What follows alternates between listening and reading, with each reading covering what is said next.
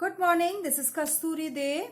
I will discuss the nitrogen fixation and the nitrogen it's the air chapter.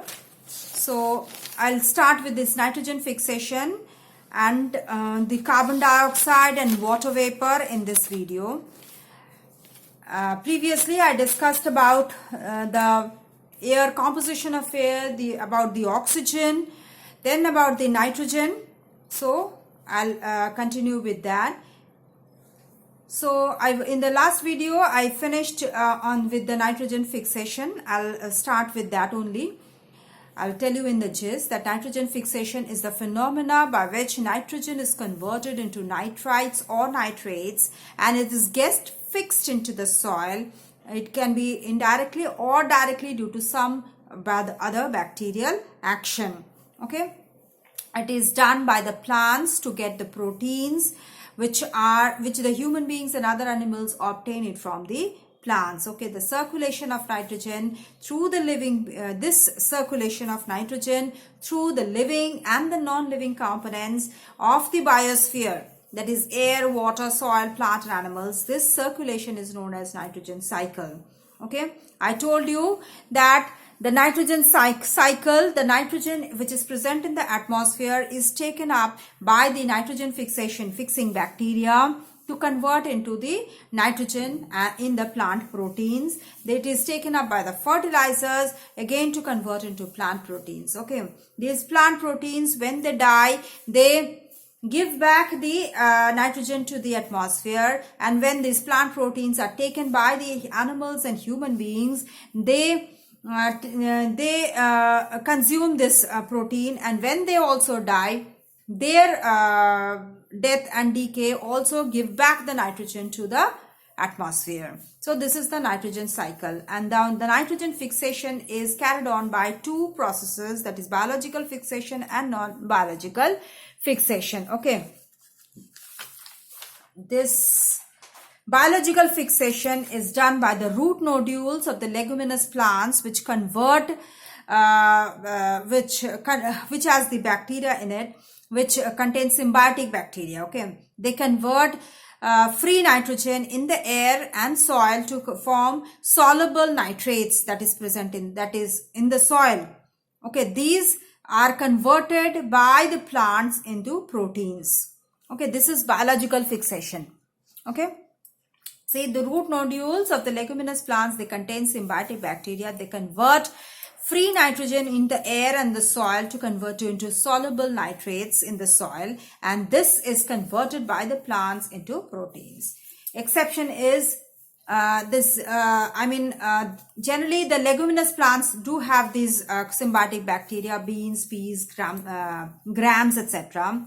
Even the ginkgo, one other plant which is not a leguminous plant, that also have these symbiotic bacteria which convert this atmospheric nitrogen into proteins. Then another is non-biological fixation, that is in the atmosphere the nitrogen combines with oxygen with an electric spark, with the lightning. It converts to nitric oxide, which in the air combines with oxygen to form nitrogen dioxide. In the atmosphere we have water vapor. There nitrogen dioxide combines with water vapor to form nitric acid and nitrous acid, which in the minerals in the soil, which is present in the soil, they convert into soluble nitrates like calcium nitrate. Calcium carbonate combines with nitric acid of the acid rain and forms calcium nitrate, water and carbon dioxide. Okay, now we come to carbon dioxide. We know that carbon dioxide which is present in the air is very minimal amount, that is 0.03 to 0.04%.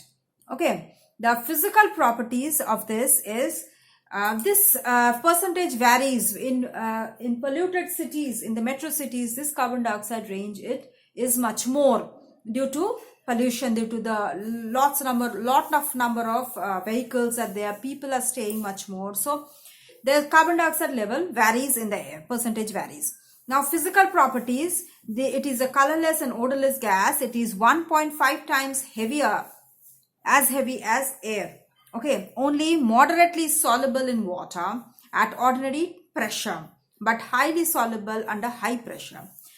Ordinary pressure, it is moderately soluble in water, but under high pressure it is highly soluble.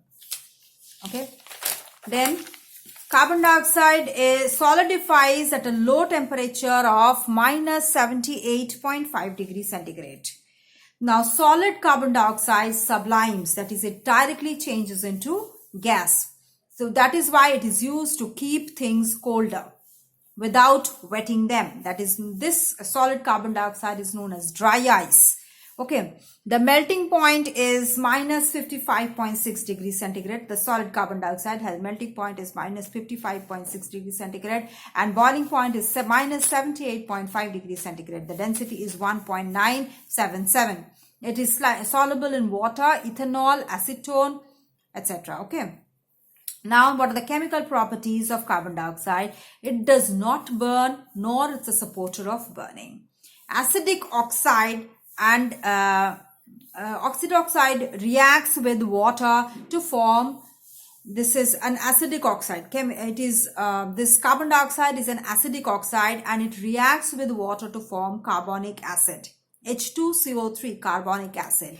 That's why it turns moist blue litmus paper wine red. Okay, it reacts with alkalis to give carbonates and bicarbonates. Okay, alkalis, like for example, like say sodium hydroxide, carbon dioxide with sodium hydroxide forms a bicarbonate, that is NaHCO3. This with sodium hydroxide, it forms sodium carbonate and water. It turns lime water milky due to the formation of white insoluble calcium carbonate. Okay, it turns lime water milky due to the formation of white insoluble calcium carbonate. Now, what are the tests for carbon dioxide? Carbon dioxide extinguishes a burning splinter. It turns moist blue litmus paper wine red. Okay, it turns lime water milky. Now, the uses of carbon dioxide. It is essential for the process of photosynthesis. We know during photosynthesis, carbon dioxide is required by which the green plants prepare their food.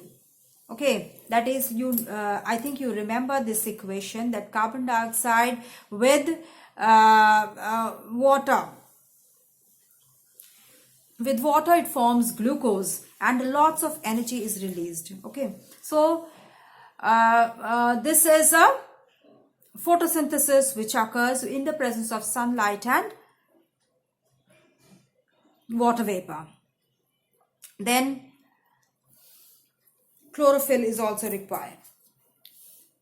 Chlorophyll and sunlight, in presence of this two, the photosynthesis action takes place. Now, it traps part of the radiation of the sun reflected by the earth in the atmosphere, keeping the earth warm so that it can sustain life. Otherwise, if would have the whole the whole heat would have escaped into the atmosphere and the earth would have been very cold. But increased level of carbon dioxide due to the industrial emission, etc., led to the global warming, which in turn led to natural calamities like droughts and floods. It is dissolved in blood, forming carbonic acid, which helps to maintain the acid-base balance of the blood. Okay, as it is, we know that this carbon dioxide is slightly acidic. So when it is dissolved in blood, it forms carbonic acid, which helps to maintain what? The acid-base balance of the blood. Next we come to the uses to prepare. It is used to prepare carbonated drinks like soda water. We tell no, that soda water is formed by this carbon dioxide. The cold drinks we take. Okay. Solid carbon dioxide, that is dry ice, it is used as a refrigerant to prepare ice creams, to preserve ice creams, meat, etc., and also used to preserve dead bodies. Then dry ice sublimes, we know. So it is used to depict smoke in movies, TV shows, and on the stage. Okay, to form the smoky appearance, no, in the movies, TV shows, these dry ice is used. Then as carbon dioxide neither burns nor it supports combustion, so it is used to extinguish fires, and therefore it is used in fire extinguishers. Then carbon dioxide dissolved in water helps in the photosynthesis of aquatic plants. Its salts like bicarbonates add taste to the water. Then we come to water vapor. Now water vapor is also known as moisture. The amount of moisture present in the air is the humidity of the atmosphere. The more amount of water vapor in the air, the higher will be its humidity. Now what are the uses of this water vapor? It determines the earth's climatic conditions. Okay. And the presence of water vapor in air causes rain. At low temperatures, water vapor condenses to form snow, sleet, mist, frost, hail, dew, fog, etc. Then it controls the rate of evaporation from the bodies of the plants and animals. It is essential for the growth of the plants and also for the good health of the animals and human beings. Now we come to water cycle. Water cycle is what? The change of water from one form to another in nature, which result in the continuous circulation of water from the earth's surface to the atmosphere, and from the atmosphere to the earth's surface, back to the earth's surface. So this forms a cycle, and that is known as water cycle. Okay. So this will be the pictorial representation. The water vapor forms clouds which come down on the earth as rain, which goes back to the soil, the streams, the rivers, seas, and it again evaporates to form vapor. From the soil also it evaporates to form vapor. It returns back to the atmosphere. Again, from the plants also it is transpiration. Through transpiration it returns as water vapor into the atmosphere. The animals, when they respire, they also exhale out water vapor, which is returned to the atmosphere. Even due to human activities during combustion and other chemical reactions, the water vapor is released into the atmosphere. So this is the water cycle. Okay, so I'll stop here. I'll continue with the rest of the chapter in the next video. Please go through these and the other videos of this chapter. If you have any doubts, please do write in the comment box. And if you can also give any suggestions to improve my videos so that you can like it much better, and that can help you a lot. Okay.